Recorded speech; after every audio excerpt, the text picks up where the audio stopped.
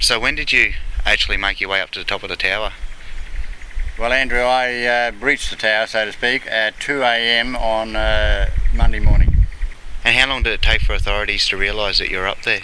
Well, fortunately, or unfortunately, I had to hide for the first day because we had roadworks right out here and people having smoke on lunch here, and I couldn't afford to be seen on Monday, and I had a very uncomfortable day and I couldn't do anything at all, much, even phone up, because I did not want to be seen on that day, otherwise it would have been all over.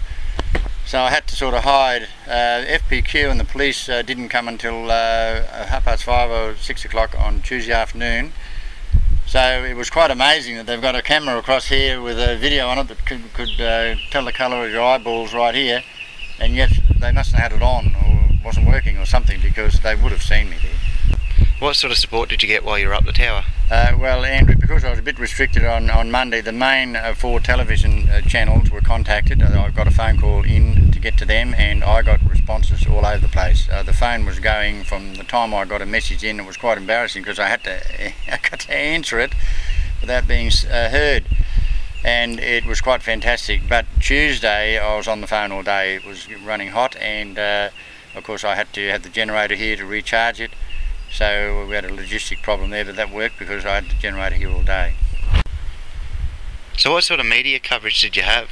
Well, we've got Channel 9, Channel 7, Channel 10 helicopters here at various times through the day. It was absolutely marvellous sitting up there and seeing them come over yonder hills.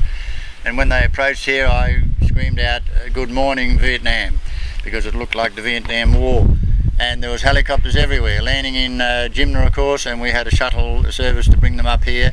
All of the crews came up the fire tower right at the top, and they all had a laugh and a great experience, and they were tremendous. And they did 3 lots of shoots up there and interviews, and also did a radio interview on that day, so I was very busy on Tuesday. So what was it that actually brought you down from the tower? Well, Andrew, my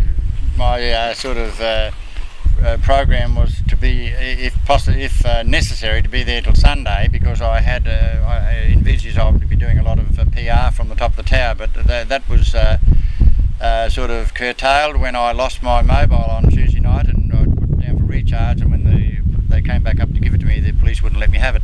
But I understand why they did that, because they realised if they gave me the mobile, I would be up there for the next 4 days, and so having that was a little ploy of theirs to entice me down. But it was, in the end, the police negotiations around from 8 o'clock onwards, when we got members of our committee here who came to an agreement of what would happen when I did come down, and it was very, very amicable. One of the officers came up when I finally said, "Well, look, we've got the coverage, we hope, with the television. That's the start, and the rest will follow. There's really no need to be up there, so for exercising goodwill, I will descend." And we made the agreement that I would descend, and they sent an officer up, and we were very friendly, shook hands when he came up. He had a wonderful experience up there, and he gave me a hand to get all the gear down, because I insisted that I wanted to come down with dignity. I was not going to come down with handcuffs or anything like that, in disgrace, and they agreed with that, which I appreciated very much.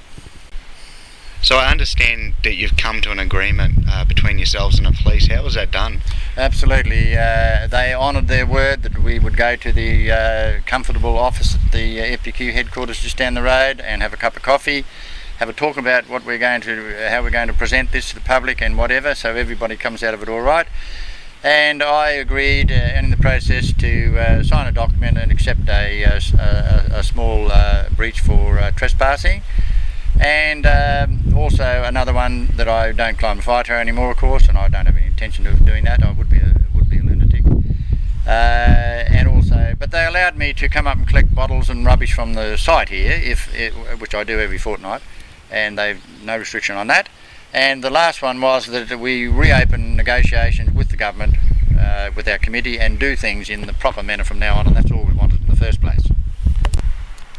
So you've gone to a great deal of effort to bring this to the attention of the people. What can they now do to help your cause?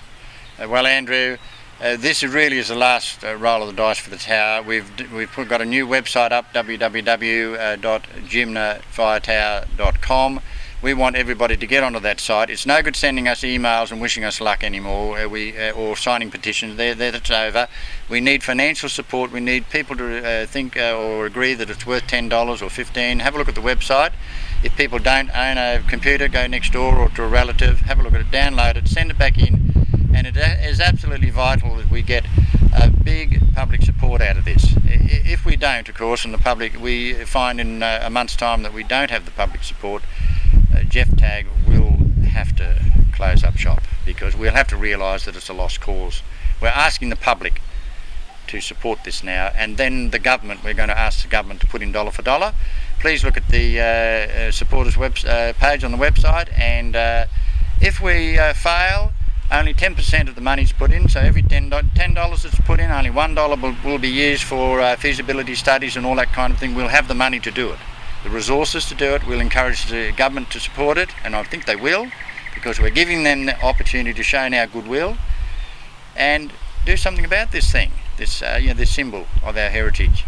And that at the end of the day, if we do fail at the end of the day and we find it's not feasible after we've done all the studies, that's important, we do the studies and consultations, the money will go to prostate and breast cancer. And that'd be a wonderful conclusion anyway if the Jimna Fire Tower has generated, say, $300,000 or $400,000 for that cause.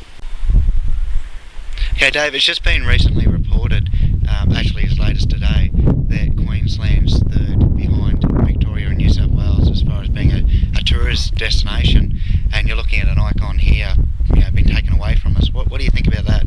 Well, we're quite sad that this is happening, and that's what it's all about. There was 30,000 people a year climbing this before they closed it without advertising.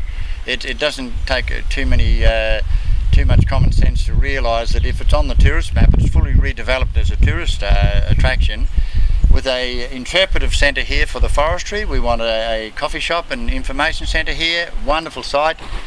This can attract 100,000 visitors a year in our studies and generate $1 million. Now, if that's not a good thing to have for Queensland tourism, especially as it's so unique, nobody else, Victoria, New South Wales, in fact anyone in the world has anything like this. Nothing. We are the only ones with it. So that is unique, and that's why we're persisting and calling on now the public to say, yes, we want this. We want our children to come here and climb this. We want their children to come and climb it. We want it redeveloped. We're not repairing an old fire tower. We're redeveloping this one. The wooden components in this tower will not come into the structural assessments.